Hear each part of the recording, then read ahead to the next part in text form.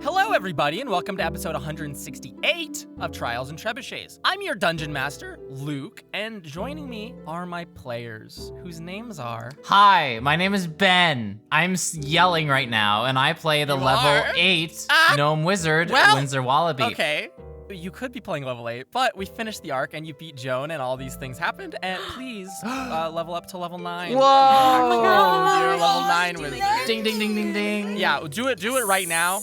Okay, let me do the math. 5 plus 7 Done. plus 5. All right, I'm done. Level 9 gnome wizard, Windsor Wallaby. And his cat is still dead. Is he? I mean, Sad. he might come back. I don't know. We can talk about We'll talk it. Yeah, about we it. can. Bye-bye, cat, forever. Hi, Bye-bye, birdie. I'm Carla, and I play the level 9 Tiefling Roguelocke Integral Berry. Level 6 Rogue, level 3 Warlock. Hey now, we're an all-star. We got our game on. Play. Hey now, I'm a rock star. We just showed off. Got paid. Oh my god. Thank you. Hi, I'm Sarah, and I play Marchand, the level 9 half-elf bard. We finally finished the arc! It's done! It's over! But first I want to talk to Delness, and I still need to take my exams, and we need to get our gold divvied up, and I want to chat with my parents, and see how Elric is doing, and... You just Elric's killed dead. Luke right then and there. And that's the end of the episode, folks. Hey. Hi, I'm Sam, and I play the level 9 human sorceress Serenep Cinderman. I like, honestly, how she got knocked out at the last battle, because you know what? She needed some sleep, and that was all good. Honestly, I thought you were going to say level 11 human warlock or sorcerer, and I was shocked when you didn't. I don't know why. And last time on Trials and Trebuchets, it's just a brief little recap, the students fought their way to the top and defeated their 7th year rivals to become Autumn's End dueling tournament champions, making school history and bringing a close to this godforsaken week-long festival. How was that only a weekend game? That was I only know. a week? The most absurd time dilation. Oh my Fucking god. silly. This time slowed Longest down time of my around life. us. After the festival concluded, you all said goodbye to your parents as they left. You all returned to a half week of classes, and you all then promptly entered into a wonderful exam period, which we were going to scrub our hands at and say, please roll for me an Arcana check, everyone. Fuck. Yay! And the exams my to this baby. the results to these exams, these second semester exams, will be posted in the spring. Mira actually studied! Wow. Because the raw roll was a 19, and because We're all leveled up- shocked. So I have a +0 to intelligence, but because I'm a bard, I get to add half my proficiency bonus to skills I'm not proficient in. So that's a 19 + 2. That's a 21. Holy God shit. damn, Mira. What about She the did rest quit of the you? embroidery club, so Yeah, made all that time back. Mirandine was right in the end. So Fuck. I got a Yes. 17, and my Arcana is +6, so 23. Wonderful 23. It seems like Mira and Integrity studied exactly the same things, but this time they didn't cheat because Carla or Integrity got 21 with 17 plus Dude. 4. Holy shit, we're smart. And Windsor Wallaby, renowned wizard, master of the arcane. Why do I feel like you rolled poorly? Oh, Ben? no. You look deeply amused. Wait for it. Oh no. 27. Oh! We are the Ben, I think that's nerds your and first- the Amazon jocks. roll. Ben, I Swim think that's your is first good roll on in like roll. 16 episodes. I rolled a 19 and I have +8 to Arcana. Holy I have shit. Giga Brain. Damn. Giga Brain. It's almost like I gave you guys a thing that you'd be good at. I still roll shit for Arcana though. Sometimes. Swim is So. in a roll. We did pretty well. I'm proud of You us. take your exams. Winsler, Serenep, studying is like breathing, or at least, the very least, you're savants in your fields, and you've done what you assume to be reasonably well. Integrity and Mira, you've studied exactly the same degree and have came out this exam season feeling better about it than the last one, and with no cheating involved. At the end of your exam periods, as the winter chill cooled the campus down, your rooms were packed up, all worldly possessions that you brought with you last spring, shoved into trunks and bags, without any really care for their well-being, presumably, just trying to really shove them in there. And pets were brought home. People in tubs were somehow transported home with you. And you can have left Wildcliff School of the Arcane and gone home for your weekish time in your hometown. I have a quick imagine question. we all exchanged like a big group hug before we all headed out. Oh, of course. We got to get the group. Yeah. Oh, group hug. 100%. In the Hall of Voyages, everyone with their trunks, everyone waiting in line, very like airport security, like giant lineup, waiting for every single student on campus to like lug their stuff in and leave, and then like the next group of people go through, and the four of you can have given each other big hugs. Winsler, was there something else you wanted to add to this? So we did have a couple days before we actually had to go home. I need to find the Golem book because I said I was going to do that. Yeah, Winsler Wallaby, you little piece of shit. What? You can have gone and got that little fucking book. Okay, Check I it just out. wanted to confirm because it's like I remember I have to get it. On a cool fucking Tuesday afternoon, you ran into an empty restricted archives, through a goat door, grabbed it. No one stopped you, and nothing interesting happened. And then you go on with your day. Incredible, thank you. Yeah, fantastic. You love to see it. Nonetheless, you can all embrace, hug, part ways, and additionally part ways with all of your winnings from the tournament. Hell yeah. Which was something like 885 gold pieces each. 866. 866 Damn. gold pieces each. For the final duel, you had won a wonderful prize purse of 2,000 gold pieces given to you in a wonderful little cornucopia-esque trophy. Who's keeping the trophy? Who has that strapped to their bag? First Gotta and be foremost? integrity, right? Gotta be It integrity. has to be It's, integrity. Yeah. Like Okay. I have it probably like lugged like on my shoulder, showing it off. Yeah, absolutely. Did we So- like get treated any differently by the other students after the duel? Like, did we get any fun interactions there? People are scared of us.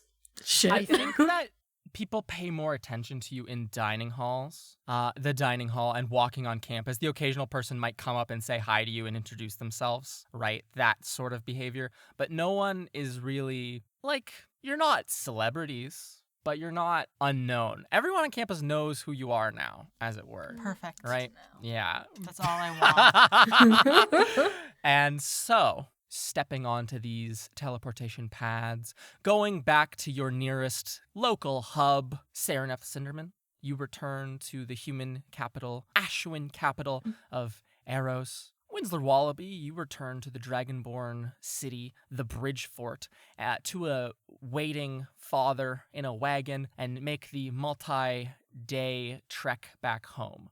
Integrity and Mira, you go to the elven city of Ophelion, and in a set of wagons are brought back to the town of Luton, and a couple hours further, Dry Falls, where you can relax, unwind, lie in your own beds again for the first time in like almost a year and relax. Feels like forever. Feels like forever since we've been here. Smells musky. Please don't. I imagine there's just perfume in the air in my room for some reason. It's like, why? Absolutely. You all return to different scents in the air in your own respective rooms. Are there, all properly befitting. Is there like an arcane object equivalent to like lava lamps in this world? Because I feel like Mira would have a pink lava lamp in her room. Oh, think on that and we'll come back to it in a moment, okay? Yes. Winsler Wallaby. Yes. It is an early morning. So the Wallaby farm, if I recall properly, the main house is a kind of ramshackle little home. There's a single other room where your parents sleep, and then you might sleep in this main eating, kitchen, eat everything else room, maybe in a little loft up above in a small secluded corner, however it might be. Yes? Yeah. On this early morning, the sun has yet to rise, and you hear the shuffling of your old father, half-buttoned overalls and a big old hat on his head, pulling on a woolen coat over his woolen body as he coughs gently and will go, Winsler, you up? You gonna come help us bring cows out to get some food Yeah. at low tide? Yeah, I'm up. I'll come help out right away. Wonderful. You rush over, throw on a pair of boots and a jacket yourself, and can walk with your father out the front door, leaving behind the Wallaby farmhouse. Describe for me the general Wallaby farm area. There's a road, there's a little barn, there's the farmhouse. Is there anything else that is definingly the farm for Winsler? So there's like on one of the far sides of the farm, there's what I imagine to be like a small hill, and it has a single tree that's growing out of the top of it. Right now, there's like no leaves on it, but it's got like very gnarled branches at the top. It's got like nice knotted like trunk and everything. It's around there and like sort of down on the opposite side of the hill where Winsler first found the spell book. Like in a muddy, like near a muddy bush. That's where he likes to go to like hang out and like look over everything. And it's an easy place to look over everything because as you exit out this house, you are greeted with the familiar, the timeless landscape of the mud flats. From your front door, you can probably see 18 fucking miles straight. It is just dark brown, sticky kind of clay underfoot with assorted grasses here or there poking up. There's a gentle slope that heads eastward towards the large bay that's nearby. Big old fences mark off the area of the actual farm where the cows roam around constantly. How big is the herd, Winsler?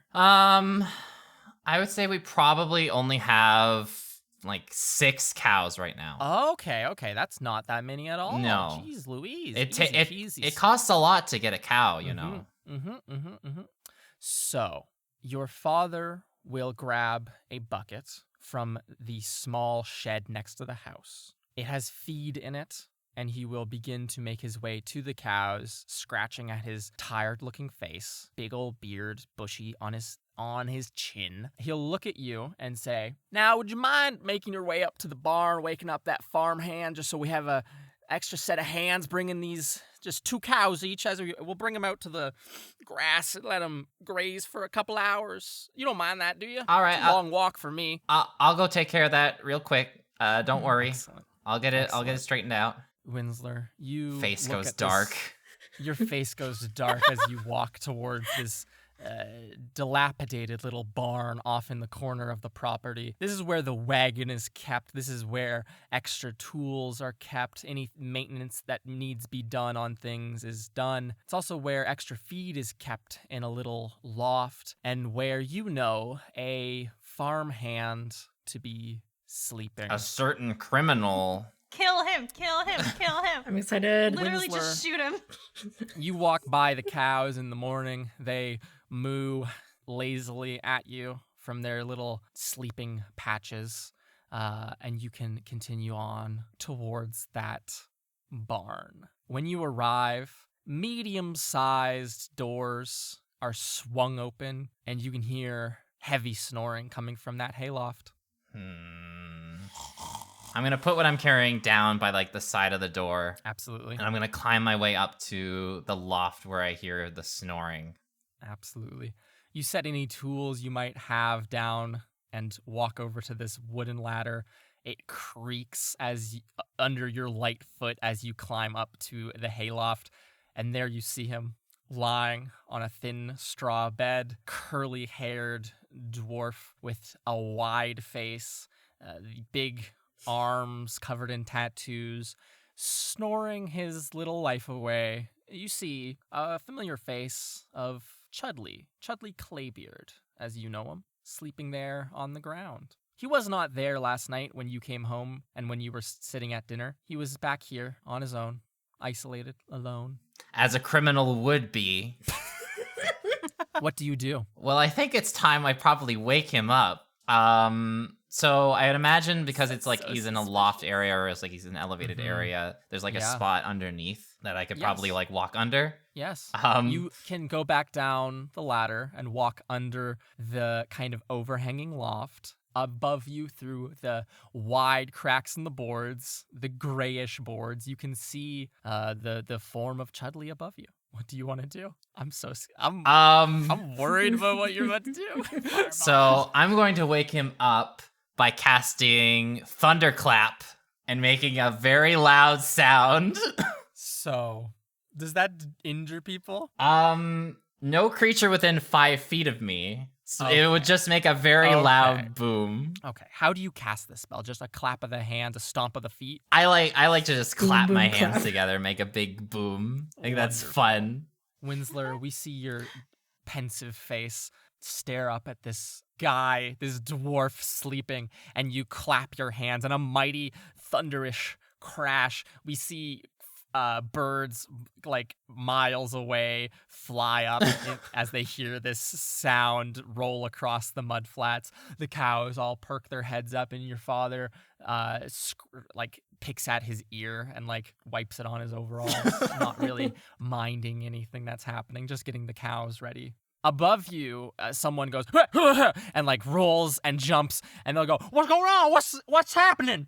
As Chudley like immediately is in fight or flight mode. I wonder if I can scare him again. Actually, I could very much scare him. It's a ghost. So what kind of tool? So there's various tools in here, right? Yes. Let's see. Cow tools. Cow tools. So like, cows. I'm gonna assume like some buckets, like a pitchfork. Absolutely. Pitchforks. What else could there be? Like a shovel, stuff like that. I'm going to Grooming cast stuff. Animate Objects. I see. Ghosts. Ooh, Wonderful. New spell. I knew you were gonna fucking take that spell. New spell, Animate Objects. So, what does Animate Objects do, Ben? How does this work? Objects come to life at your command. Choose up to that's- 10 non-magical objects within a range that are not being worn or carried. Medium targets count as 2 objects. Large targets count as 4 objects. Huge targets count as 8 objects. You can't animate any object larger than huge. Each target animates and becomes a creature under my control until the spell ends or until reduced to 0 hit points. And I can mentally command them with a bonus action anywhere within 500 feet of me. That's a lot. So, pitchforks spring to life, shovels spring to life, little grooming tools, the brushes, the like hoof maintenance tools spring up and all begin like jostling around. Very Fantasia-esque Winsler Wallaby. What would you like them to be doing in order to scare Chudley? I'm gonna have them like start floating up to where the loft is and sort of like poke at his feet a little bit and like make noise, try and spook him. Perfect. Basically the goal is I want him to get so scared that he'll fall off the loft. Can you roll an intimidation check for me in that case with advantage? This is gonna be terrible.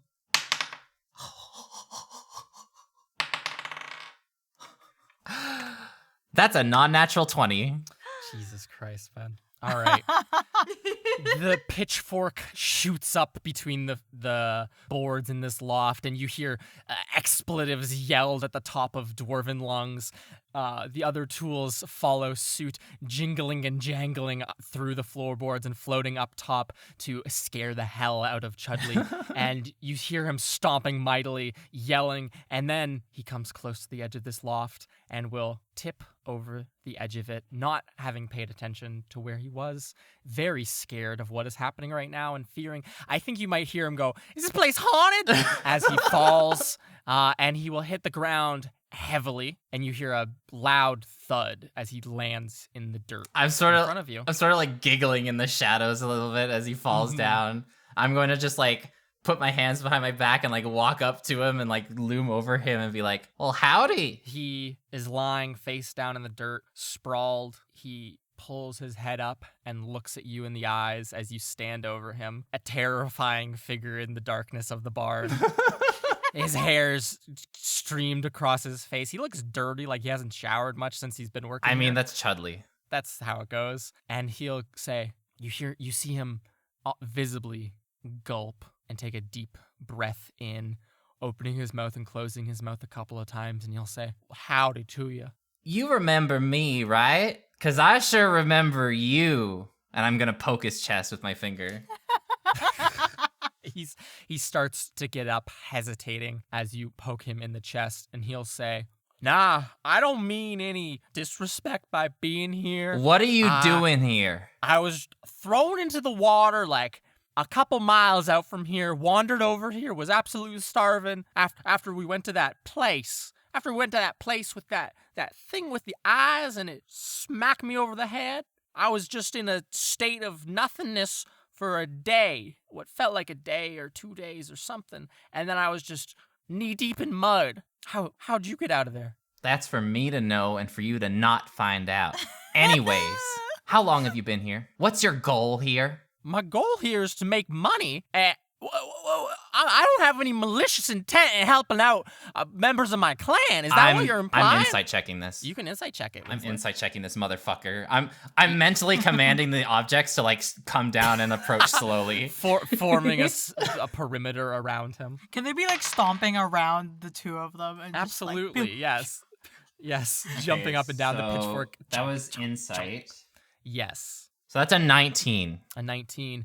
He is a bit startled at you being here and seems to be earnest enough in his profession that he's not here to do anything malicious. I'm just trying to earn enough money that I can move on in my life. I got given a second chance. Oh, really? You want to move on in your life after what you've done? You killed one of my mentor's closest friends. I had no way in cold blood. And then you tried to kill us. We tried to get everyone out of there before we were going in. No one had to get hurt. We warned you multiple times. Get out of here. You don't have to be here. And yet you still manipulated us in the beginning to help set up your damn machine. I don't know what the hell you think you're playing at. But if I don't know what you think you're playing. I'm here to help your parents. I'm going to have the pitchforks and the shovels like point at him, threateningly. He's like pointing back at you and starting to yell back at you, and like his finger curls back when the pitchforks and little shears point at him aggressively, and he'll say, "If you want me gone out of here, out of your parents' hair, I'll be gone out of here, out of your parents' hair." I'm gonna be here for about a week. If I happen to see you doing anything suspicious, there will be consequences. If you're true about redeeming yourself, then I want to be here to see you prove it. It's going to be a long week together, so you better buckle up, Bronco. And I'm going to go back into the shed, get the stuff that I wanted to do here, and I'm going to leave. Perfect. With my tools in tow. Absolutely. They all come out in a little parade, slowly leaving him to contemplate your words in the barn, Winsler, as you pick up your things by the door and head back towards your father. Wonderful. So, elsewhere in the world. That's so much more exciting to say than just elsewhere on campus. Elsewhere in the world at large. Meanwhile, days away. Under the sea. We see a city, a large stone curtain wall, a tall stone curtain wall surrounding it, huge docks on the backside, giant ships in the harbor, a large castle on a raised up hill within the center of this brilliant city, lines of carts and people on foot walking in and out through those front gates. And we're going to zoom in on a very specific little tower on that castle there, where we see in a large, oversized bedroom at a 4-pillar bed, the one that has like the beautiful drapes over it and pristine sheets. They were just probably made a day ago, Sarah. Oh my God. You're in your bedroom. It is probably 7 a.m., 8 a.m. in the morning.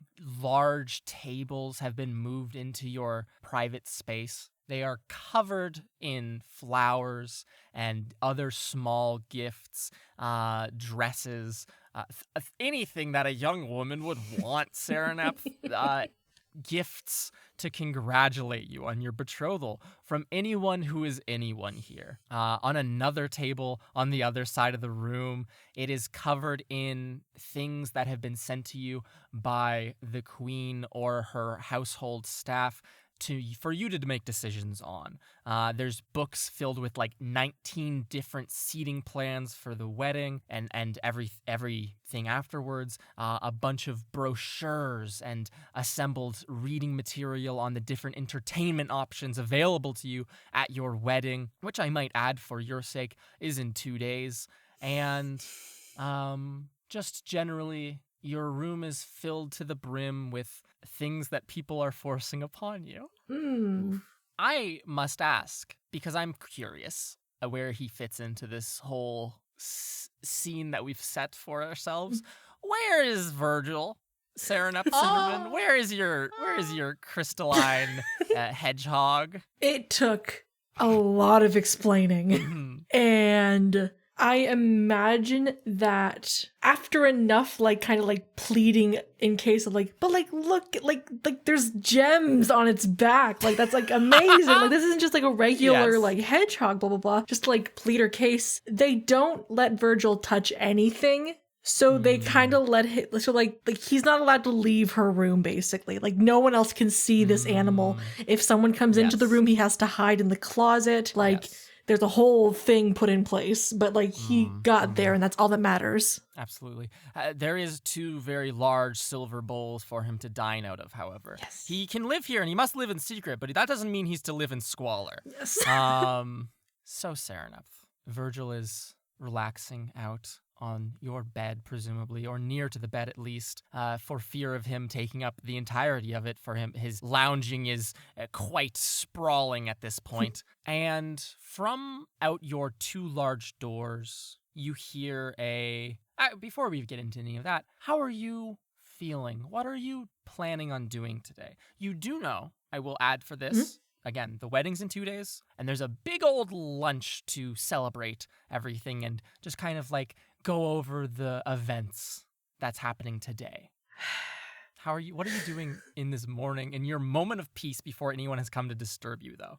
I think she's like in like very dramatic, like young adult like films, like she's like half laying on the bed, like arms spread out, staring at all the stuff. Yes. And just like, because I think the first couple of days that they got home, she read through everything. Like, she couldn't sleep just looking at everything, and now she's just like staring at it like she doesn't know. She's stuck in paralysis at the moment. Absolutely, yes. You've been on many walks through the gardens with the queen, many morning teas, many afternoon strolls with Prince Frederick, many conversations over dinner with everyone who's anyone, as it were. And now, in these moments, you're just kind of vegging out on your bed, staring at everything in your room, looking out the large arched windows in your corner room in this tower of the castle, staring at the city below. And from the hall outside, you will hear commotion as if guests are coming, as if guests have entered the household, as it were. Okay, I'm going to lean over, like roll completely around the bed and lean over to where Virgil is kind of like laying out on the floor. And I think she's been working on training him like since he was smaller. Like, Yes. a noise like lets him know, hey, it's time to go into your hiding space. Absolutely. You make this noise, and he lethargically stands and like shakes and does like little steps over towards his hiding space. Oh. He stops by his bowls to take mighty sips of water before completing his journey onwards. She just starts And then there's a whispering, I love you, you're so beautiful, I love you. Aww. And as he does so, there's a quick set of knocks that come from your door, and you hear one of the household staff's voices that will say from outside, "Young lady Cinderman, may I enter? You've been given another delivery from the Maisels. Lady Maisel is here visiting outside, and she wanted me to send you this." Serenith like kind of jumps off her bed and like clean and like wipes herself because she heard Maisels, and she's like, yes, and she goes over Yes. and she opens the door like very like regally. Yes, there's this young woman dressed in like very like plain apparel who is standing here with a big round cart, like a walnut beautiful cabinet on wheels, essentially, that has a large bouquet built into in a vase that is built into the top of this cabinet. And she will look at you in the eyes and like bow deeply and say, "Oh, good morning, my lady. Lady Maisel is in the other room having tea with your lord and lady parents, and she wanted me to present you with this.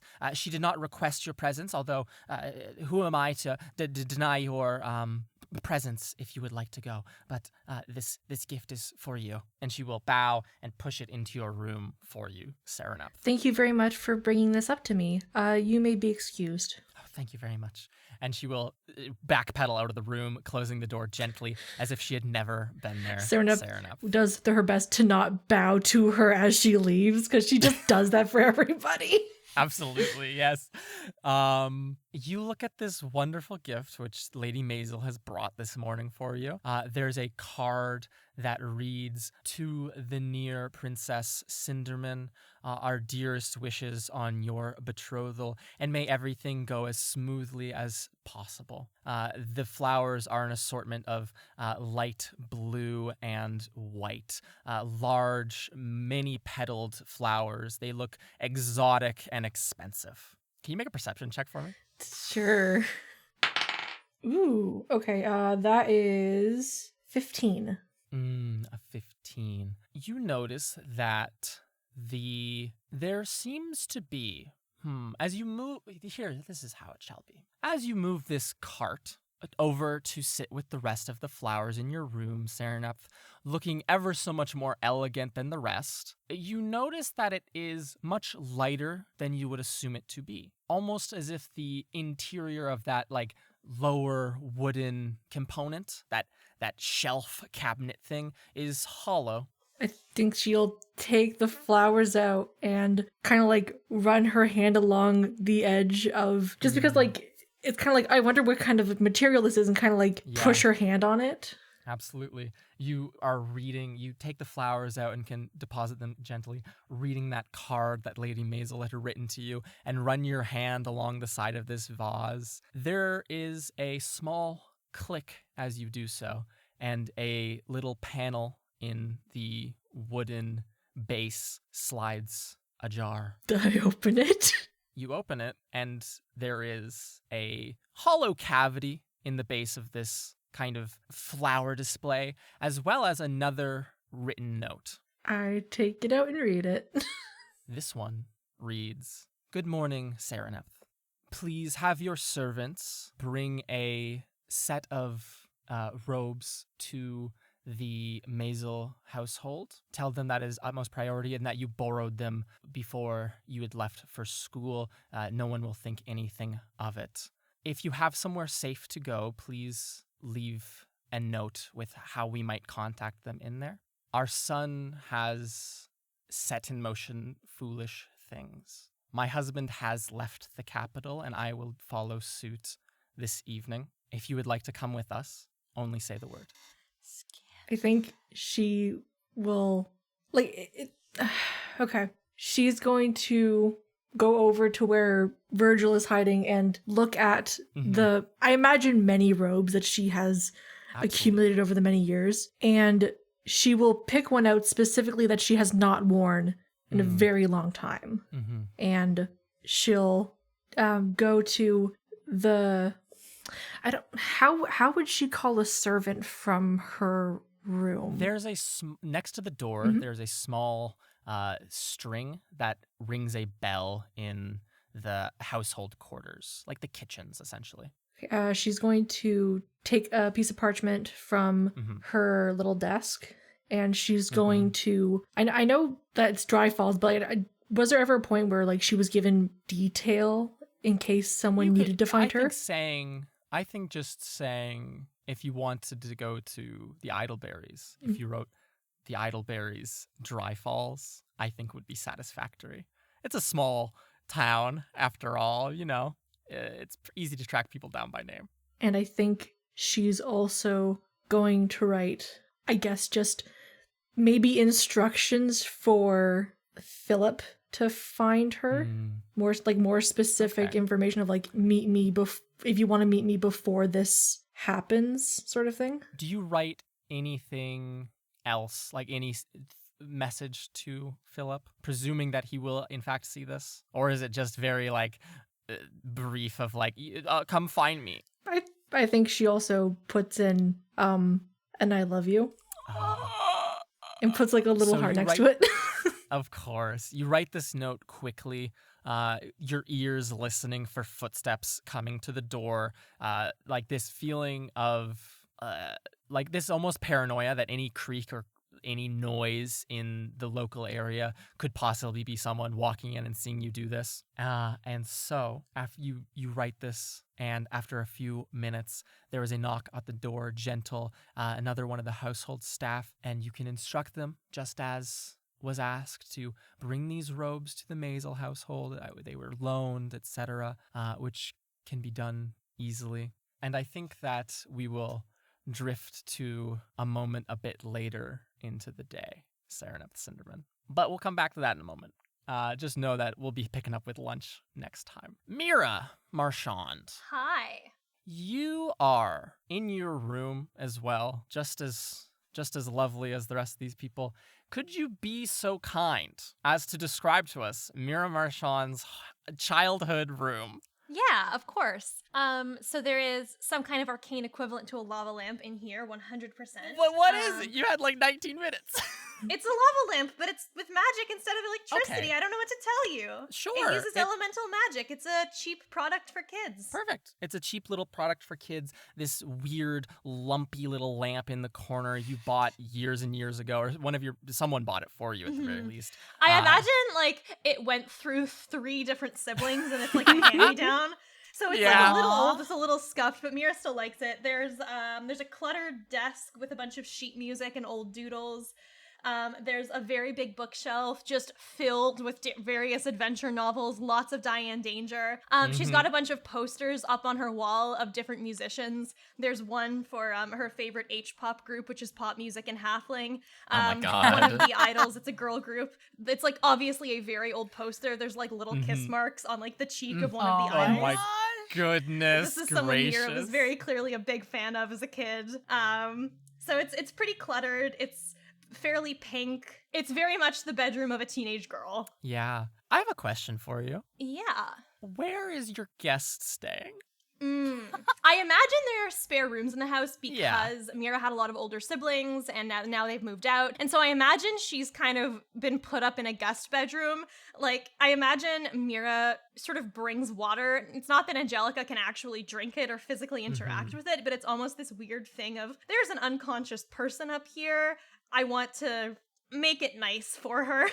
Yeah. Okay. So, Mira, you're in your room. Angelica is in one of the other rooms, one of your sister's former rooms that has been completely stripped of any of their decorations that they had as a teen. Yeah. But there's now an unconscious Angelica Lindemann in there, cozy in her blanket and sweating. It's far too early in the morning, which is to say before 10 a.m. And you hear a loud knocking at your door, and your mother's voice will yell out, "Are you awake? Yeah, I'm up. What's up? Are you gonna do something today? You've been just lying in your room all week." Yeah, I'm gonna go out for a walk, I guess. Like, You should go visit your sister. Wait, she's here? She should be. That's what she said to me in our last letter. She'll Which crack. one? Is your door locked? Or is it unlocked? Okay. Your mother cracks open the door and now pushes into your messy room and will say, "Do you not write your sisters either?" Oh, shit. No, I mean, I write. Okay. It's just Autumn's Bella End was really... should be here. I think it's Bella. she has a client in town, and so you should go and see her. Maybe go and talk to her. She shouldn't be too busy. Just make the time for your family. Yeah, no, I mean, totally, of course. I mean, I was gonna do that.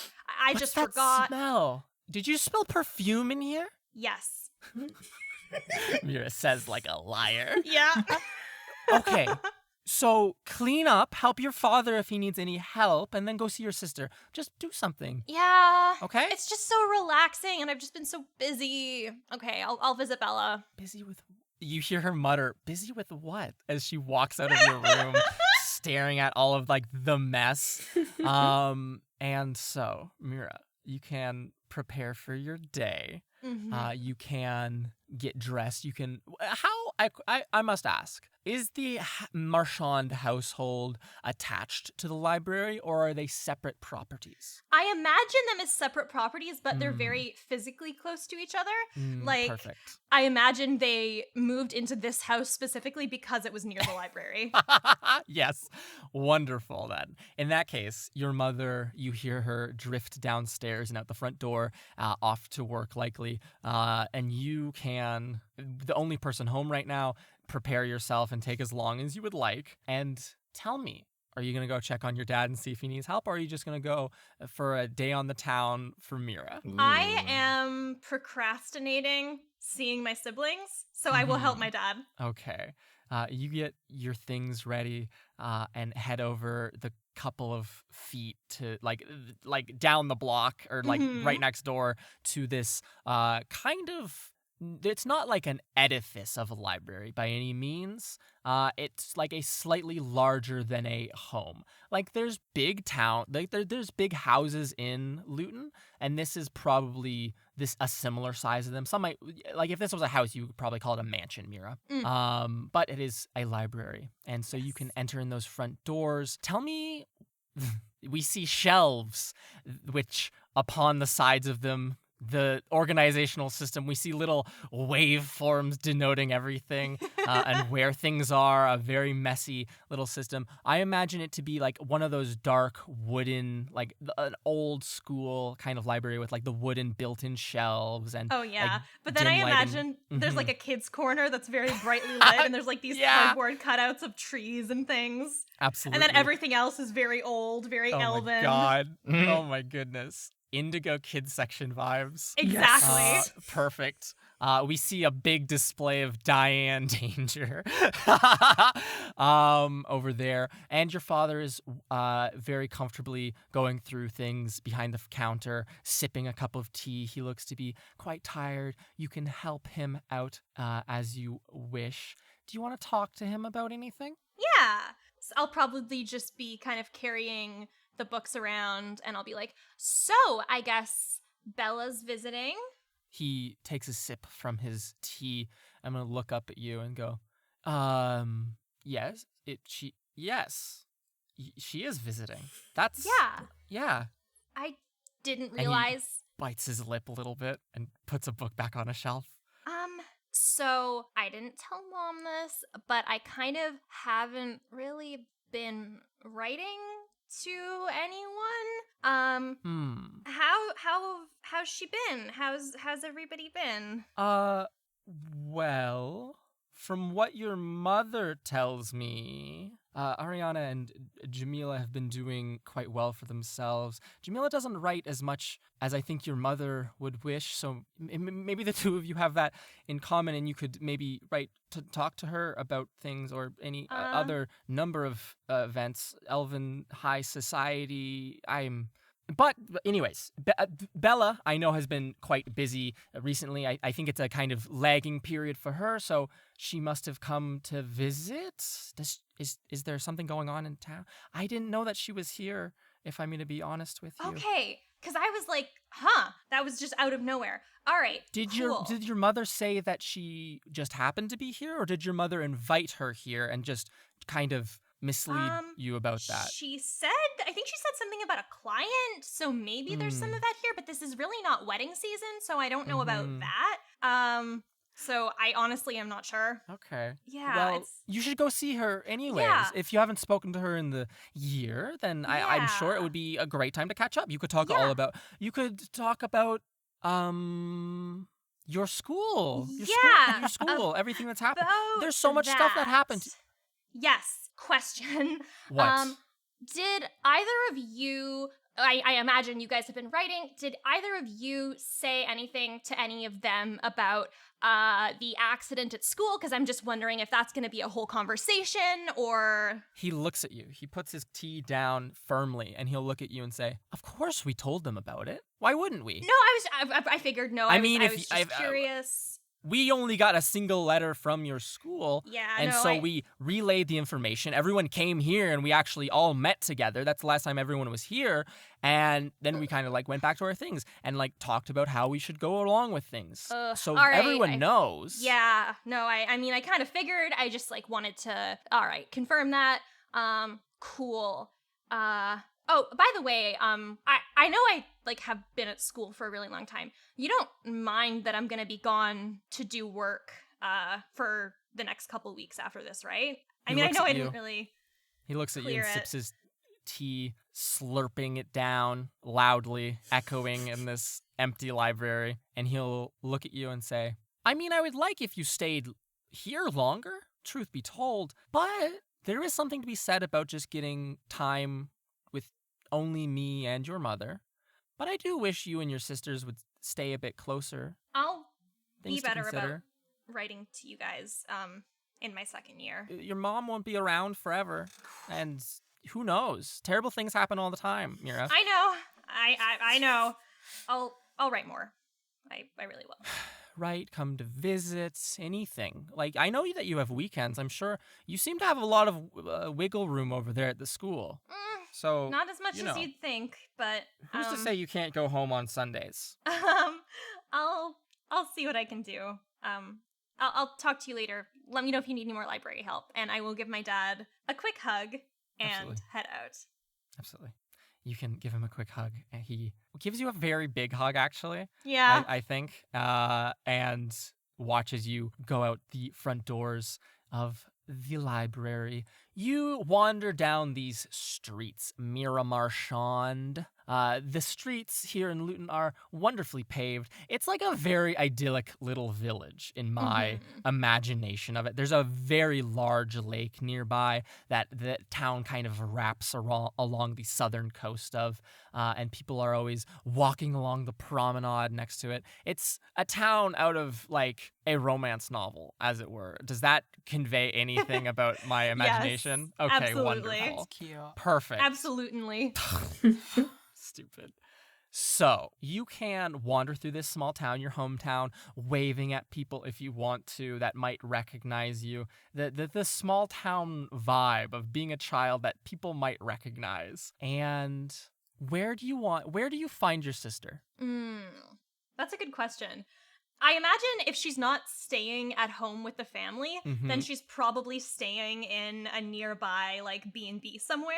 One of those like really cute, charming ones where it's kind of recognized that when a family member comes to visit and they don't want to stay at home, that's where they're going to be. Wonderful. So you walk to the lakefront and make your way uptown to this small little row of like pastel colored wooden houses. They're like tall, thin houses with like 4 floors each, like multiple bedrooms, like a little working space. And you can see sitting out in the front yard in the very, very frosty morning air. It's not, to be clear, there's like a thin blanket of snow on everything, Mira, like a little bit of powder everywhere, but the weather here is wonderful. The forest around the town does a lot to like insulate it from wind and everything else, so there's never any really bad storms. It's just kind of like peaceful weather here. But nonetheless, sitting on a front porch at this B&B, looking out across this lake, this chilly looking lake, at a little white table is... Are there people skating on the lake? Oh, there should be, I think, absolutely. The lake is frozen over. People are skating on it. You hear laughter. There's kids out with parents and people on first dates and old elves skating around together, and then also just like general teens doing teen business on lakes, as you do, right? Nonetheless, you see sitting, watching all of this, and looking at fabric swatches and writing in a big notebook, your sister sitting at the front of this little pastel house. Could you describe her for us? Yeah. So Bella Marchand is, I believe she is 24 years old. She has curly hair that's tied back in a big ponytail. I did a picture of her. Let me see if I can pull that up real quick. Yeah. You would have seen her. Yeah, she's got curly hair in this ponytail. She's got these kind of squoval-shaped glasses. She's a half-elf just like Mira. I imagine she's kind of wearing this denim jacket underneath her coat, and she's a little bit nerdy. A little bit nerdy. Interesting. What a Not way like for... Ivern levels of nerdy, but... So, like, more or less than Mira levels of nerdy. Different kind. Yeah. Wonderful. So she seems to be very much concentrating on her work at hand, and you can walk up to her if you would like. You do have the possibility here of pulling a little prank or scaring her by chance. She seems very concentrated on her work, if that's something you'd like to do. Yeah, that seems like a thing Mira would do. I feel like Mira would just cast Mage Hand and like just tap on Bella's shoulder, but it's on the other side of where Mira's actually standing, so Bella looks the wrong way at first. Yes, she turns to look at like to the right and looks down the row of little pastel houses at the yard next to her. She turns even further and looks at the wall behind her as it like, and then looks up, almost looking for an icicle or a drop of snow that might have melted and tapped her on the shoulder, and just generally looks perplexed, Mira. And you can... You fell for it again? And she'll spin back in her chair, flinching as you have walked up to her and say it. And she'll go, Mira! Oh, Hey. my goodness. And she'll stand, putting her things down, and pull you into a very big hug, an absolutely big hug. And she'll just say, oh my gosh, I feel like it's been A year? ages, a year at least, since we see each other. How are you? I fell for it. Great prank. How are you? How are I'm you good. doing? I'm good. Yeah? Break's good. Yes. Oh my gosh, you missed so much stuff at school. But I'm good. How about you? No, What are you stop. doing here? No. Tell me everything. Tell me all about school. Ev- Do you want to get in? I can get another chair. I'll go get another chair. And she runs into the little B&B, grabs like one of the kitchen chairs and brings it out to sit at this little front patio in the winter with you. And she will sit and she'll go, you need to tell me every single thing that happened. You didn't write anyone all year? Oh, and you thought that it's- was just gonna be okay to get away with? I was just busy having so many great experiences, because I've been doing so great in my classes, and that's super fun. We went on a bunch of field trips. I have a girlfriend now, so that's pretty cool. Ooh. Her name tell is me about. Delmas. Okay, her name's Okay, Delmas. her name Where's is she Delmas. from? What's she like? She's from Fairstell, and okay, so she's rich then. She's like rich. I mean, yeah. She does like necromancy, so she's super great. Oh. We have like a super cool mentor. I made a bunch of friends. Okay, no, get back to the girlfriend. Oh, okay. So I rescued her from a book, and Aw. I know. And then there was this big festival, and it was super fun. And How we long? won. How long have you two been dating though? Was it like immediately? Oh no, it took. I mean, like. She liked me right away, but like I was like, oh, do I like her? Do I not like her? And then I was like, yes, I do. So that as soon as I figured it out, I immediately asked her out, and she was like, oh my god, yes, of course. I was waiting for you to ask me. That's What a liar. okay. Everything else. Who are your friends? What was it like? What was it like at school? Oh, so great. So classes are super easy, but still really interesting. Yeah. So my They one are? of my friends. Yeah. No, I'm That's like. not what Mom said. Oh, well, she doesn't know what she's talking about because I'm great at them. So there's my friend Winsler, and he's a gnome. He is from a farm. He's super, super smart. He's got a talking cat. That's actually how we became friends because like I was like, oh my gosh, you have a talking cat. And he was like, yeah, I do. And then there's Saraneth, and she is from Aros, and she's super, super cool. And I guess she's engaged to the prince now, so that's a whole thing.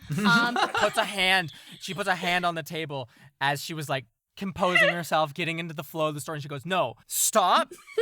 You breezing over every important fact. She's engaged to the prince. So is she Yes. also rich? Is everyone you go to school with like rich? Like super, like... Well, not everyone, but Saraneth definitely, like, Okay. stupid rich. So she's engaged to the prince? Does that mean She's she's like engaged not to the- going to school? I hope she's still going to school. gosh. Hopefully, but that's Oh. apparently happening over winter break, so we'll see what happens with that. Oh, and then there's Integrity, and she's actually from Dry Falls, so like that's super, super close. Oh. And she's awesome. She like helped out so much with duel stuff, and she has like all these cool ropes and daggers, and she like does acrobatics all the time, and she loves money, and she's awesome. And and my roommate is super good at baking, and we were super close at first, but now I think she might think that I keep asking her to bake for stuff, so I have to kind of figure out Oh. ways to convince her because I kind of got a job because Okay. of Alla Algrim, and so now I have to keep somebody in Ariana's old room, and it's a whole thing, but I'll talk about that later. Anyway, that was my year. Why didn't you bring her with you? Or them with you, I guess. Oh, my friends? Well, no, like the person staying in Ariana's old room. Oh, She's asleep right now. Oh, okay. But that was like part of the job is I kind of had to look after her because well, Okay. she was a noble, but then she got disowned by her family for getting bad grades, and so they won't look after Oh, her. They do that? Yeah, they're awful. Fuck. I know. How have you been though? It's been so long. What are you Yes. doing here? I've been great. Okay, so there's this young couple. They're amazing to work with. They got engaged like last spring, or at least no, that's wrong. Oh my God, Jesus. They met each other last spring. They got engaged like 3 weeks ago, and so they just wanted to get this done as wow. quickly as possible. Both of their birthdays are like at the end of the season, like right before spring starts again. So they thought it would be super romantic to get married before then and then go off and celebrate on some trip together for their birthdays and like the anniversary of when they met. And it's absolutely adorable. Such a great meet cute too. Apparently they were he's a like jeweler, and so Ooh. she actually went because it's a whole thing. But needless to say, it was like a ring sizing kind of thing. They got flirting, and then friends pushed her to go on the date. And it was they're wonderful to work with. They're absolutely wonderful to So work are with. they doing the forest or the dance hall? They're doing the dance hall. Oh, that's cute. They were worried about weather, which I told them wouldn't be a huge concern. But some people.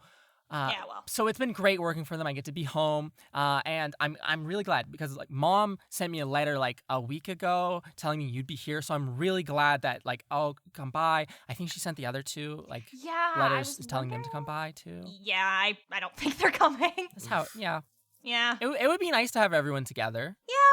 See how everyone's been doing and Mhm. how great everyone's been doing in life at everything Yeah. all the time. Well, you sound like you're doing great. Oh, awesome. So awesome. Yeah. How's the music? Oh, so great. I That's have a the thing, right? coolest- At the school? Yeah, that's like my main thing. Okay. So I have the coolest music professor called Elric Rathrin, and Okay. he said that I'm his favorite student. So riding that high, and Mhm. I wrote a song that actually got performed at the gala, which Oh I'm my super proud of. gosh. I know. So music has been going awesome. So like so people know your name now, right? Oh well, we won the duel, so like yeah. Uh-huh. But okay, oh my goodness. So you won a duel. Uh-huh. You wrote the song, and then like did you like schmooze with people, get your name out there? Yeah, Like I mean people a little bit. paying you to write for them, or like so there's this thing where Uh-huh. artists will get like you just need to like win one really rich person over, and then they will Mhm. just keep you around because they really like your stuff. Ooh. Oh, you mean like a patron? Like a patron, yeah. Well, I did go to this weird like masquerade dinner with a bunch of Mhm. nobles, Mhm. where everybody had to wear a mask, and I met some people there, but I kind of didn't like them. But now everybody knows about me, and so they're totally gonna ask me to write songs for them, I think. That's so exciting. It's exciting the idea of it turning into, something, right? Oh yeah, I mean we're definitely like because Yeah. that's been It's taking And- off. Yeah, no, it's really taking off, which I'm super, super happy about, and I think I'm gonna get like even better at it. Oh, I can bring people back from the dead now, so that's a thing with music. Your sister like flinches backwards and like scribbles on her page as she's been writing while you're speaking. She goes, "You can't just keep dropping. You can't just keep saying that's what?" Okay, so there's a whole necromancy department at school, and so here's the thing. Apparently, you need diamonds. Oh, actually, now that you're here, I'm actually gonna ask you if you can hook me up with some diamonds. I will just like give you the 300 gold, and like you can go get some for me, because I need some more in case anyone dies. But basically, you like it absorbs the diamonds, and it like brings their life force back, but there's different kinds of it. So I can't do it if they died more than a minute ago, because the magics just don't work. I guess like a piece of their soul like is not in their body anymore, but otherwise super cool. And yeah, so that's a thing. There's this pause, Mira, when you finish talking. And the pause is the silence in the air isn't just from your sister staring at you, but also you hear nothing from the lake behind you where people were skating and have a jolly time as you realize your voice has carried quite loudly while you're talking about like, I can bring them back from the dead if it's only been 60 seconds. And your sister will go, you want to keep talking inside? Because I think we're bothering people. Oh shit, yeah, totally. Okay. And the two of you can pack up and move things inside. You can continue for the better part of like 2 hours, Mira, just talking to your sister Bella and just getting like, I don't know how you feel about it, but possibly an opportunity to vent in a judgment-ish free zone. Mm-hmm. Yeah.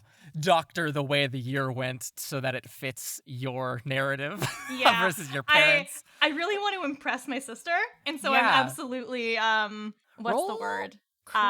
Embellishing things.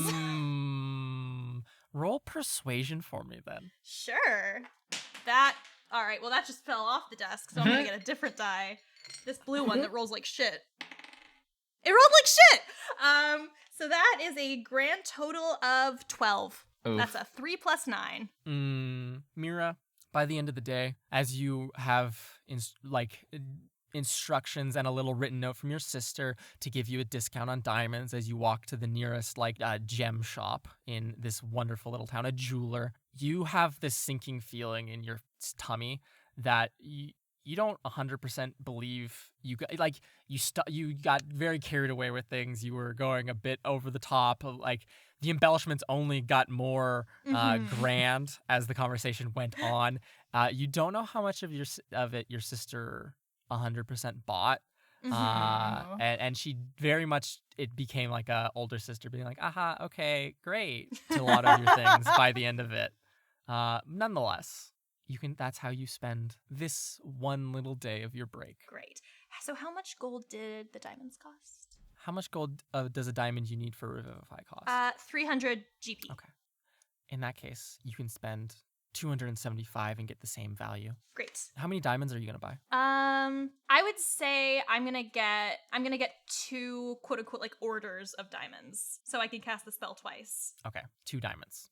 Yeah. Well, it says diamonds worth 300 GP. Yes. Okay. So it might makes be a sense, bunch of makes little sense. ones. You buy like the kind of impure ones just so you can get a couple of them, so you can have like 2 little packets of diamonds to cast. A bucket full. A bucket full of shit diamonds. Wonderful, Mira. And you can, after your wonderful trip to the jewel store, head on home, pockets filled with diamonds, back to relax in your house and not be bothered by people and just enjoy your days off. Awesome. Integrity Idleberry, Yes. you are on a... let me start from the beginning.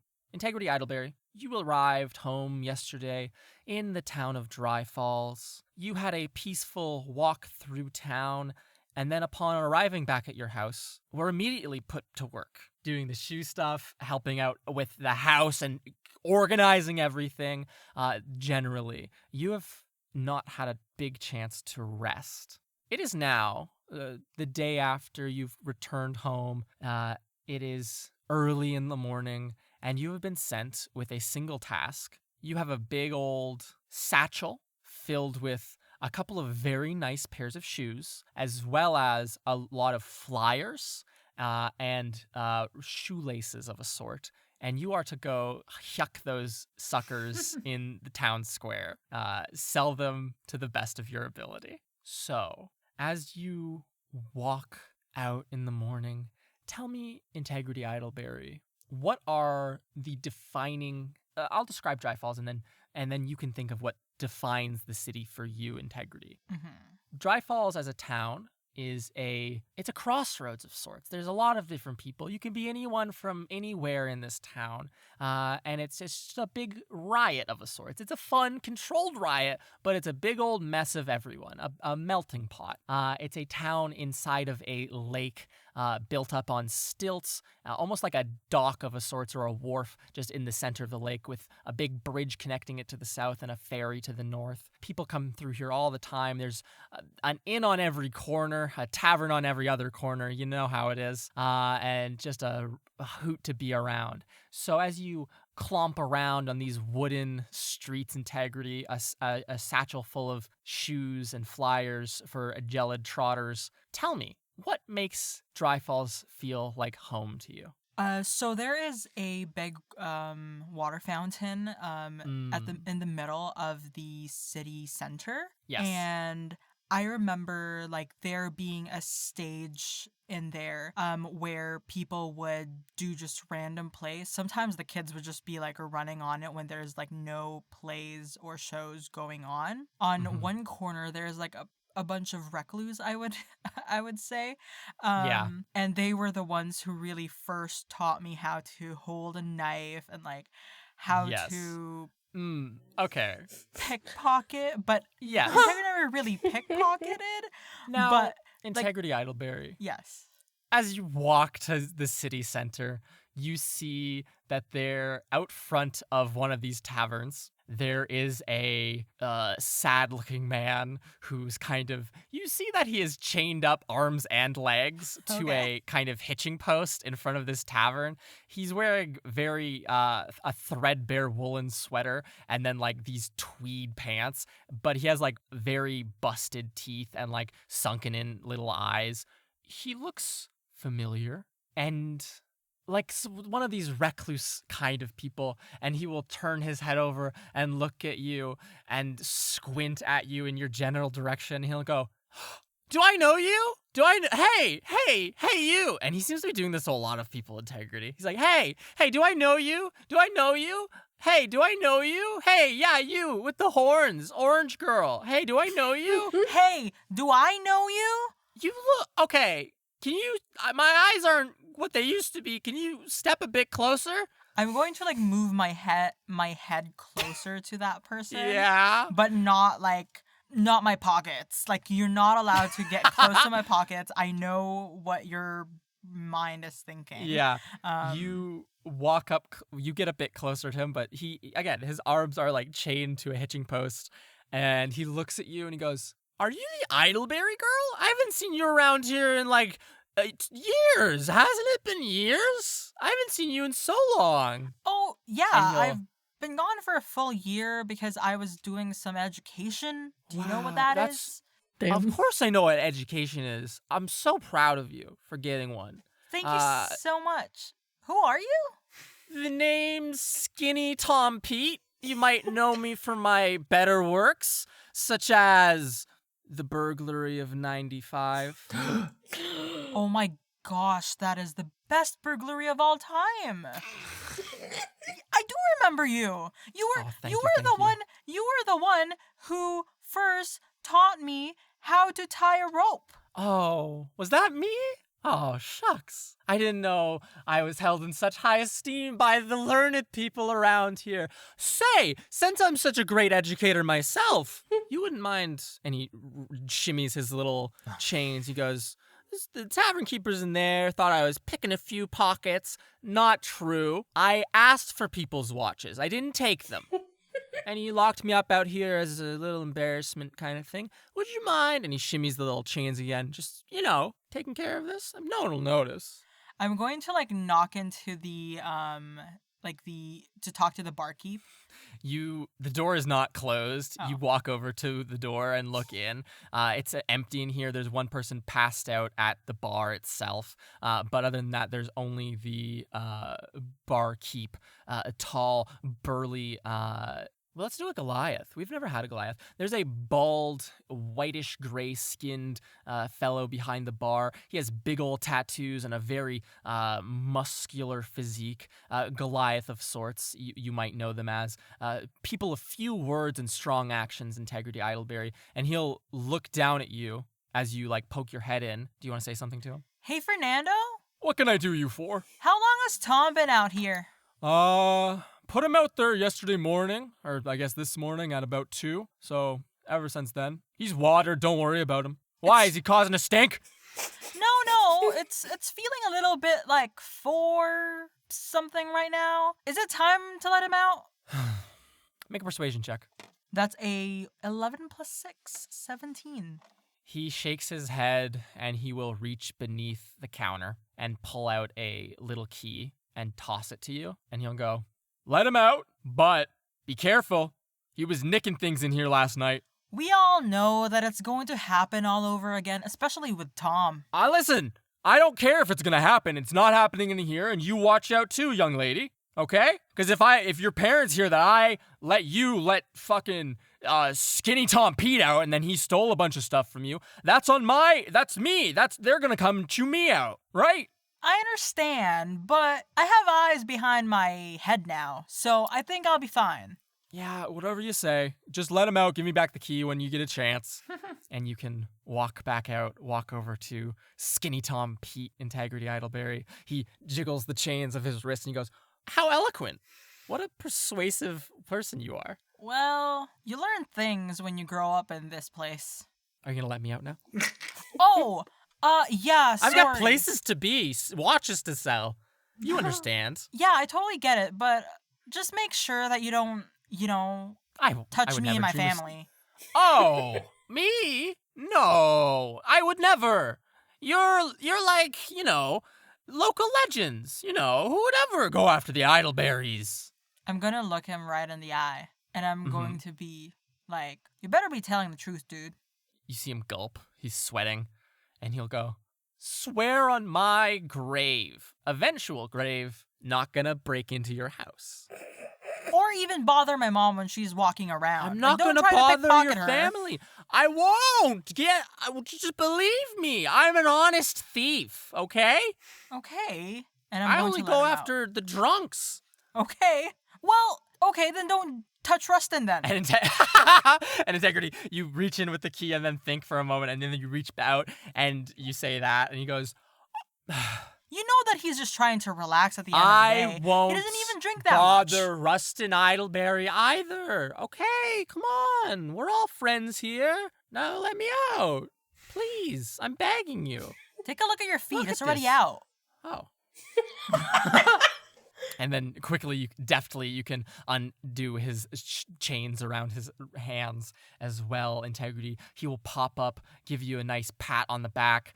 He stinks. He's very bony, and the hand is not comforting on your shoulder. Ew. And he will hand you, in payment, after jiggling around in his pocket for a couple seconds, a little silver pocket watch. And he will say, this one's on the house. Next one will cost you. And he will scamper off into a nearby alleyway, making that sound exactly. Gosh. And you can proceed off to the town square to do your bidness. Serenepth, Cinderman, we return to you in a wonderful lunch extravaganza. There's a long table. Noble families of all sort are gathered around. This isn't in the gardens, but it is in a garden of a sort. You understand. You must understand. Yes. There's tall trees which still have their little needles at this time of year. It's a bit nippy out here, but not terribly. People are dressed in furs and large bristled cloaks of sorts. Everyone is stylishly warm. Your own family is here. Serenepth, Cinderman, you are seated between or nearby to them. The queen and king, dressed decadently. Is that a way to describe clothes? I don't know, but it doesn't matter. Are here, as well as the two younger siblings of the prince, and of course, Prince Frederick himself, sitting across from you at this table. There are assorted other lords and ladies here, but who cares about them, Serenepth Cinderman, as you watch the man across from you struggle to pick up noodles with a fork and slurp them down at this wonderful lunch. I think I'm gonna subtly gesture, and I'm like the spoon holding it as you twirl the noodles on the fork, this is how you're supposed to eat spaghetti. Fancy spaghetti though, it's decadent and it's not spaghetti, but yes. That would be fucking hilarious. Let's have a pre-wedding lunch. It's spaghetti.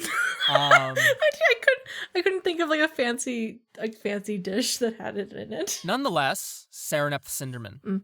You're sitting here watching your husband-to-be make a fool of himself across the table, being like, actually, you should probably eat it like this, and offering guidance where you can. Your parents look to be enjoying themselves, schmoozing with others, rubbing elbows, and being superior to the other nobles at this table.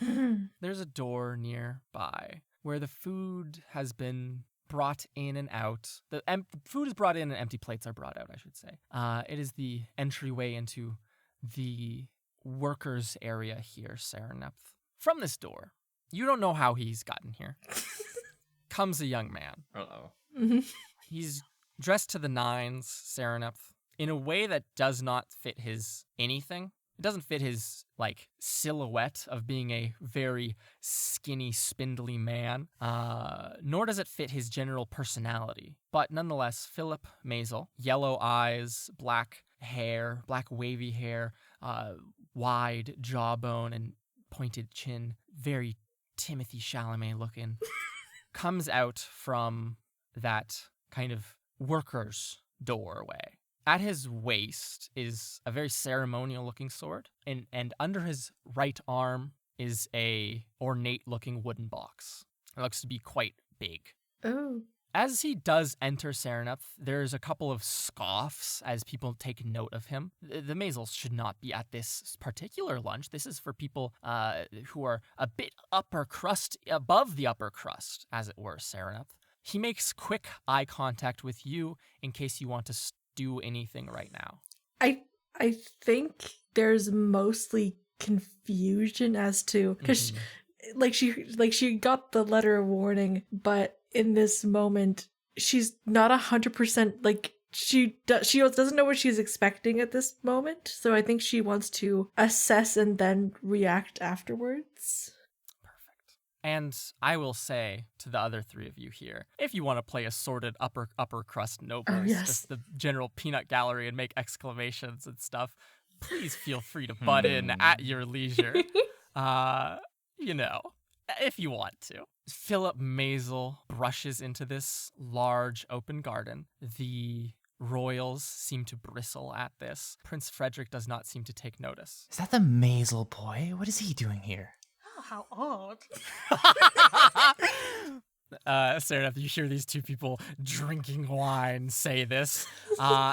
Philip Maisel walks around the table and begins to walk up towards Prince Frederick. Oh. At this point, Prince Frederick does seem to take notice and will turn and look at him approaching. Philip looks Serenepth, confident in a way that you're uncertain of. Okay. If that makes sense. I think she's trying to be as subtle as possible around all these upper crust people, but she's shifting herself in a way she can jump up from the table because getting bad vibes. If need be. Yeah. Oh, perfect. Okay. As Philip approaches the royal family, there are guards at the perimeter of this room who seem to be on alert, but not quite alarmed since he is just another noble. And he will walk up to the prince and push aside the small plates and set down Prince Fred looks a bit disappointed as a noodle is pushed off his fork and the plate is pushed away from him. Poor Prince He'll Frederick. make eyes with young Philip Maisel.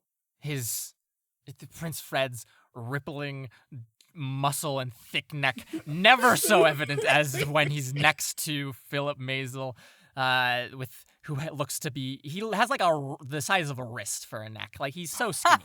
And Philip will place on the table this wooden box and pause for a moment and look up at you, Serenepth, briefly, and then look to the prince, even more briefly, and then look to the king and will say, "Your Grace, I present myself here not on behalf of the Maisel family, but on behalf of my own self and my own heart.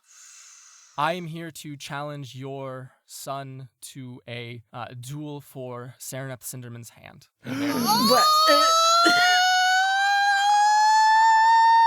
What did he say? This is unheard of. Serenepth somehow chokes on the water she wasn't even drinking. There's a spit take, I would imagine, somewhere. There is a spit Down take. the table. Down the table. Someone faints into their soup. and they faint, Face first. and a guard rushes over to assist them in the mess.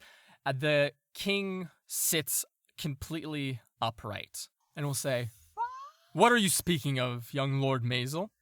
And Fred does also look at him, kind of gobsmacked, his jaw dropped, and he'll look over at you, Serenepth, and say, "Oh, I'm so sorry for all of this, especially on a day like today." And Philip will say, "Your Grace, I am in love with young Lady Cinderman, and I cannot sit by and watch this unfold, unfortunately. It would bring shame to my own family if I just allowed this to proceed without intervening.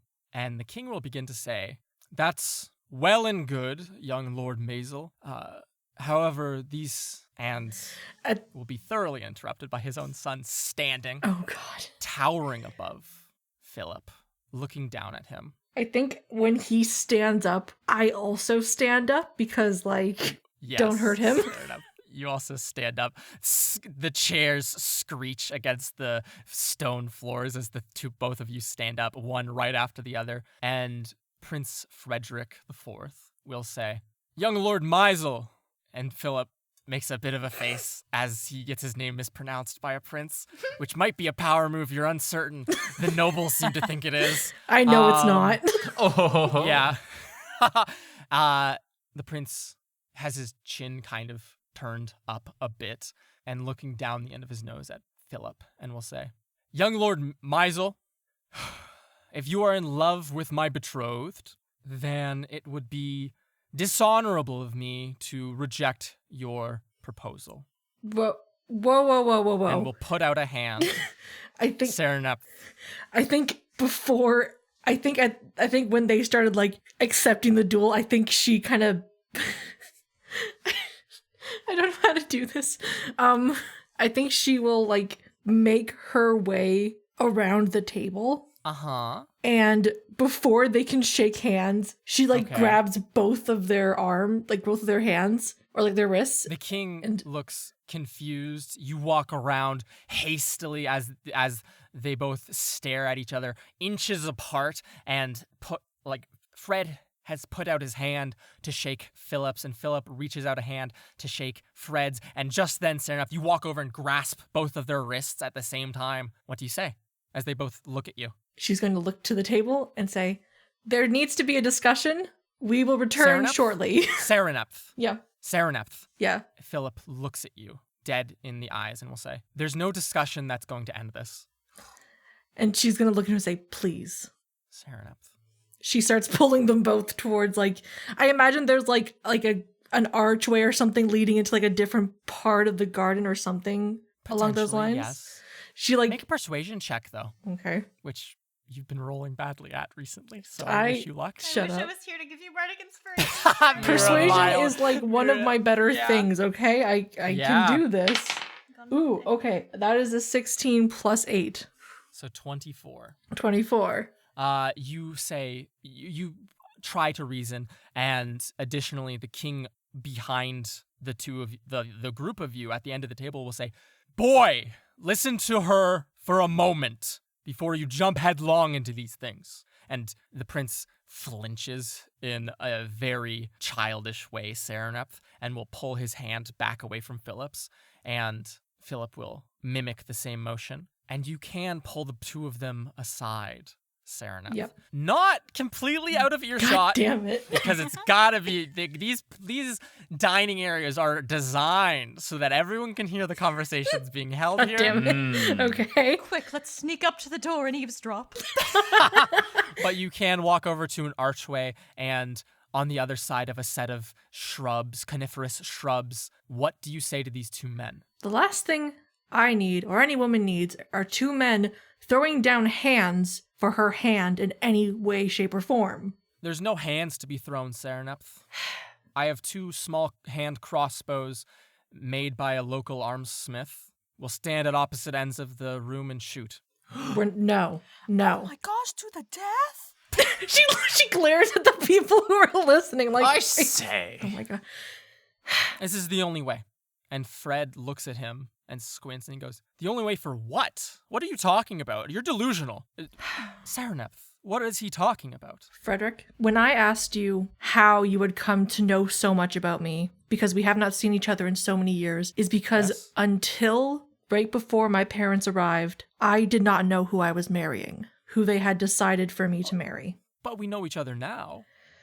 So, what are you trying to say to me? We're being married in 2 days, Serenep. She puts her hand on his shoulder and she's like, Yes. I need you to listen to me very carefully. I hang on every one of your words, my love. Just please explain to me what is happening. We don't know each other.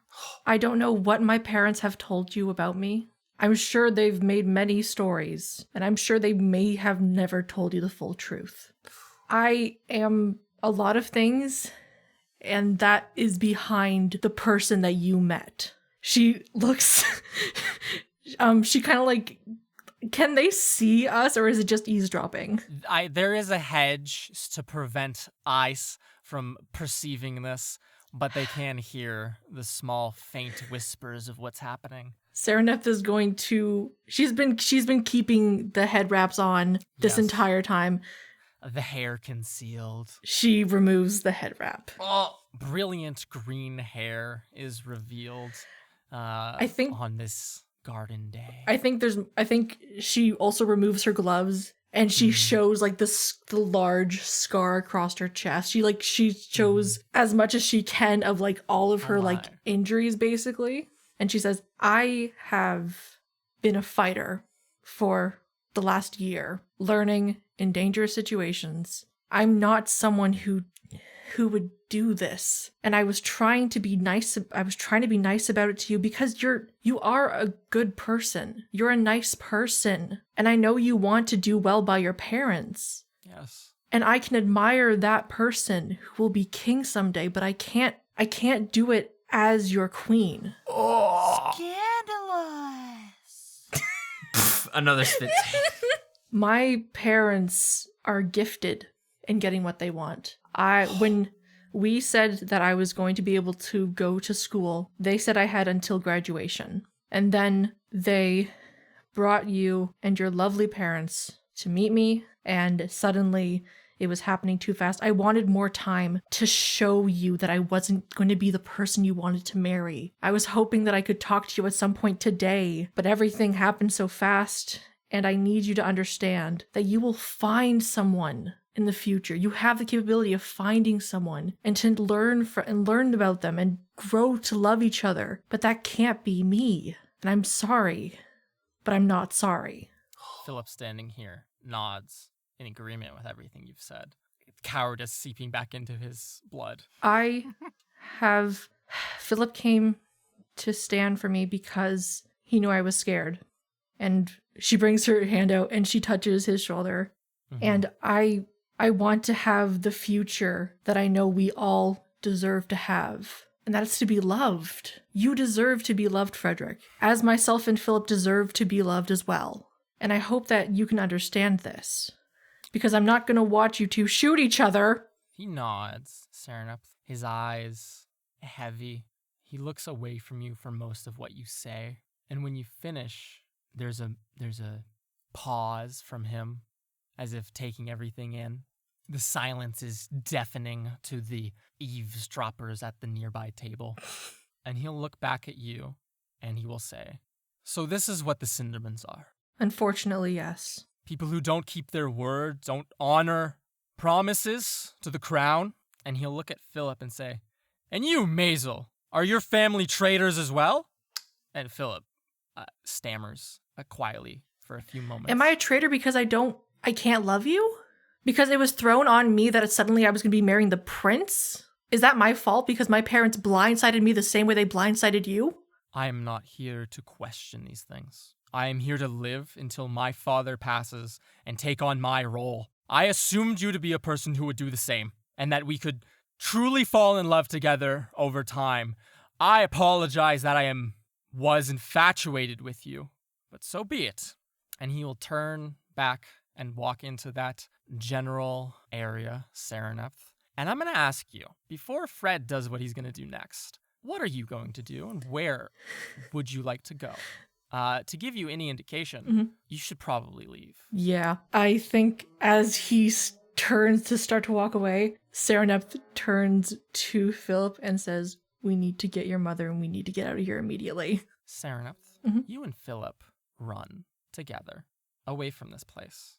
As you exit through a set of doorways into the main chambers of the castle, you do hear professions and fingers pointed of traitors Cindermans and Maisels both, and you hear guards begin to take actions. Stuff Uh-oh. about conspiring against the crown. Bunch of babies.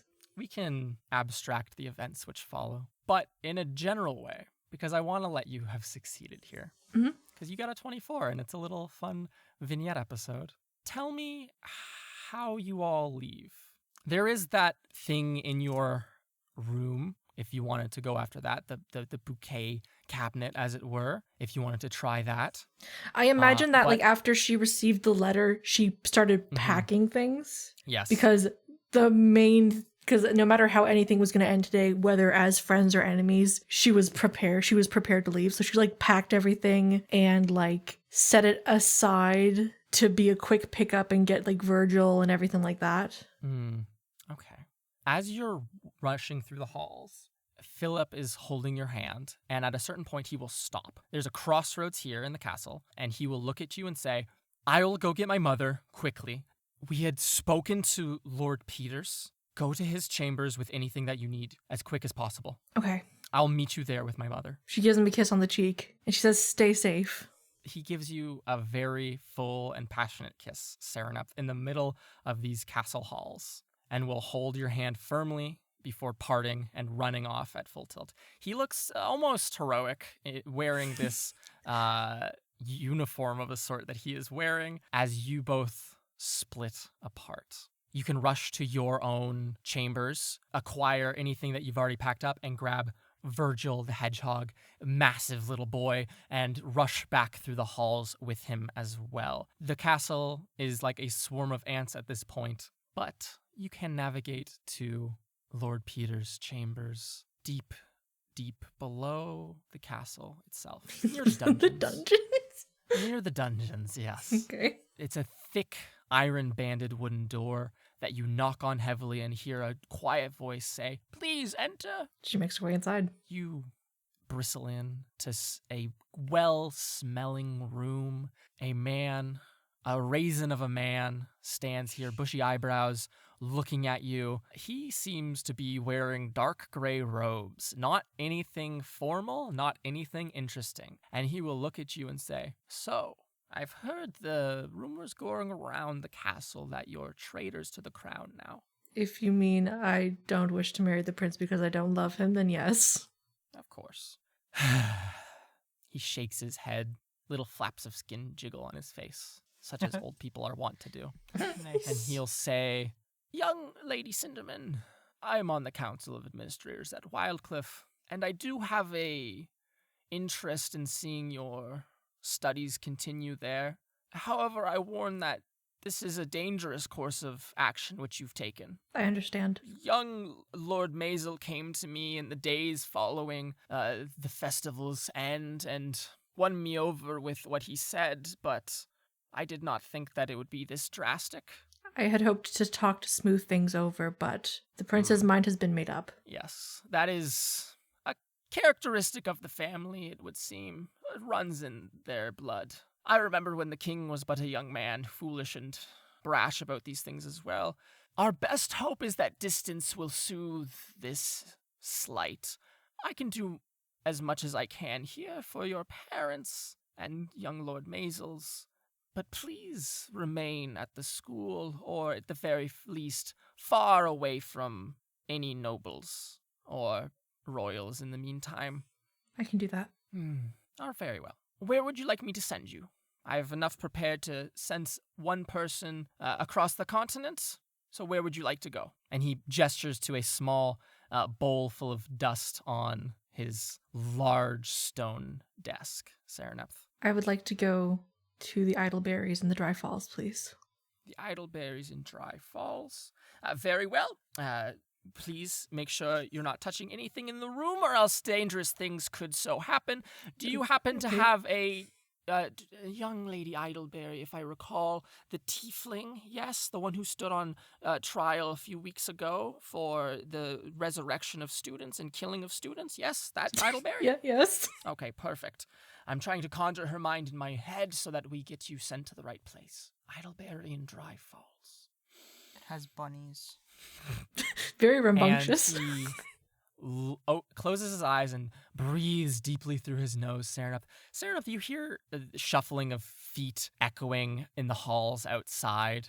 You don't know if they're near or far. It doesn't sound like they're close, I guess, at the very least. But that kind of like anxiety does fill you. And Lord Peters opens his eyes, and you see the full breadth of his eyes for the first time in your life, as he normally walks around, eyelids drooping over his pupils, and his eyes are lit up a brilliant blue color, glowing slightly in the darkness of this dungeony office. And he will grab the bowl from his desk and, with his right hand, throw it directly at you in your face. And you, Sereneth Cinderman, feel as if you are pulled through a tiny, tiny little, like, sock hole-sized rip in space. You and your wonderful little hedgehog Virgil, who I assume you're holding on to. Oh, 100%, yes. You feel yourself pulled through this very tiny rip in space. And after a single moment, your ears pop and you are deposited firmly in the town square of a dock-like town sitting upon a lake. There's people trying to sell all sorts of things, watches stolen and new, and a young orange tiefling nearby who's trying to sell shoes. I make my way over to Integrity. You land here. No one really takes notice of you, except for a couple people on the edges of town who are watching intently all the motion and commotion that is happening, but you are easily blend in with the crowd. Maybe a bit too rich for these people, but you can see your cousin probably 30 feet away from you, Dancing. doing her regular chores. Integrity, what are you doing to advertise these shoes? What do we see from Sereneth's point of view? I'm doing acrobatics. I am balancing the shoes. I am juggling the shoes, and I'm yelling, "Shoes, shoes! Do you want shoes? I love shoes! Hey, you! I shoes you!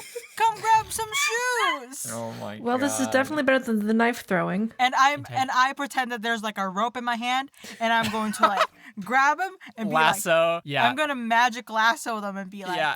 "Come get your shoes!" Integrity is pantomiming lassoing people. Sereneth, you see this, and I think a wave of relief might crash over you. And as you walk over to your cousin, the thought does cross your mind of, what about Philip, though? Yeah. And we can talk to Integrity Idleberry next time on Trials Trebuchets, because that's where we're going to call this one at an end, because it was 2 hours of recording. Whoa. Wow. Sarah, could Yeah. you give us an outro, please? Yeah, of course. I hope you enjoyed this episode of Trials and Trebuchets. It was a lot. It was great. And if you did, you are free to leave a rating or a review on Apple Podcasts or whatever other podcatcher app you use. We read all of them. We pass them around like notes. We are very happy about them. So please feel free to leave them. They mean a lot to us and they help us out so Yeah, they much. do. If you want to see fan art, maps, teasers, and other exclusive content, you can check us out on Instagram or Twitter at Trials and Trebs. And we also have a Discord server. You can find the link to that in the episode descriptions.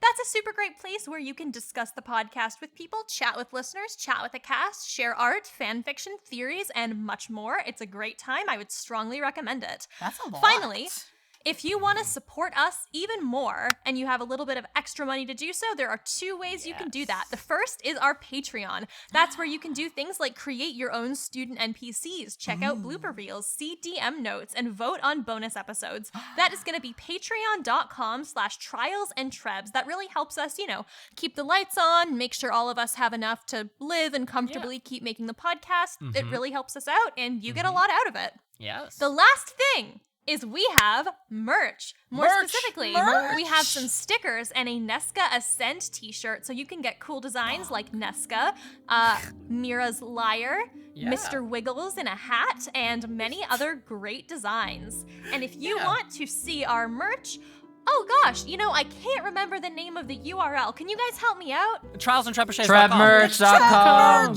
Trebmerch.com. Trebmerch.com. Yeah. Trebmerch.com. Yeah. Trebmerch.com. Go there. All right, then. Go to trebmerch.com or trialsandtrebuchets.com and get some great merch. Yeah. Thanks to everyone for listening to this week. Hope you enjoyed it. Welcome to the new arc. See you next week. Bye. Bye. Bye.